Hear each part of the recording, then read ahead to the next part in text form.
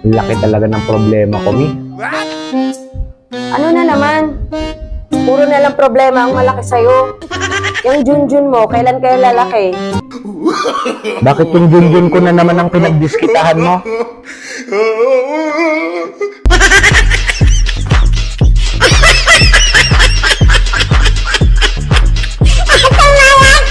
Ang tunay na pag-ibig ay yung hindi maipaliwanag na dahilan kung bakit mo siya nagustuhan. Mayos ka nga. Parang istoryang kababalaghan ah. May problema ka ba sa mukha ko?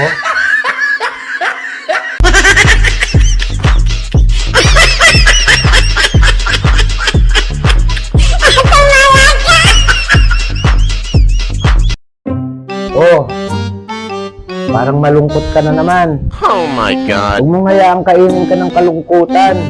Delikado yan. Kaya mo akong kakain sa'yo.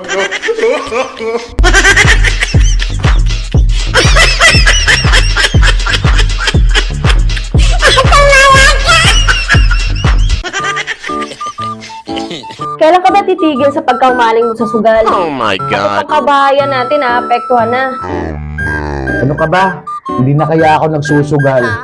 Talaga lang Ay, ayaw pala maniwala nito eh. Pustahan tayo. Kita mo? Pati ako idadamay mo dyan sa bisyo mo. Pero, kahit 100 lang.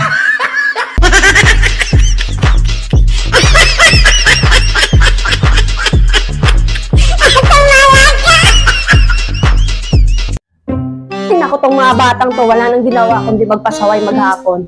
Salit-salitan lang yan sila. Sakit-sakit na ng ulo ko. Pwede ba? Ang init-init na nga ng panahon, sasabayan mo pa na init ng ulo mo. Nakakaringgi na yung boses mo eh. Sarap busalan yung bunganga mo eh. Saan? Sa taas o sa baba? Saan mo ba gusto?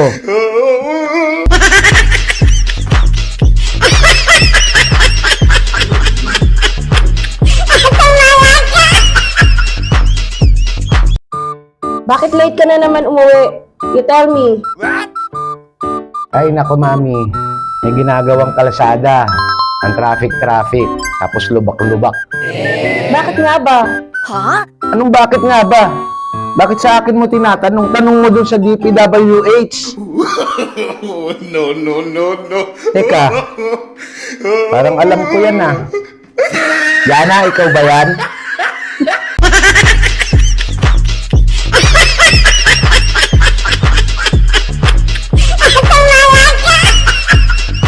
Mami, may listahan ka na ba ng mga iboboto mo? Kailangan pa ba ilista?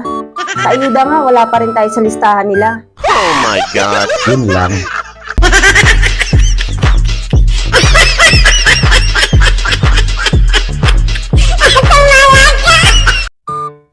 Mami, alam mo ba? Nakatanggap ako ng 500 kanina galing sa isang politiko. Sabi ko nga, 3 tayong botante dito sa bahay eh. Kaya anong sabi? Sabi, hati-hati na daw tayo sa 500. Ay nako, kuripot yun. Hindi man lang ginawang 600 para hindi tayo mahirapang hatiin sa 3.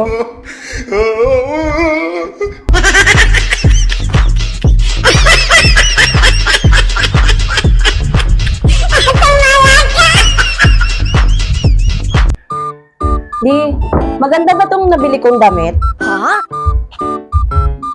Kahit kailan talaga, pangit mo talaga pumili. Nagtaka ka pa, kaya nga ikaw pinili ko, di ba? Damit yung pinag-uusapan, ginamay mo na naman ako.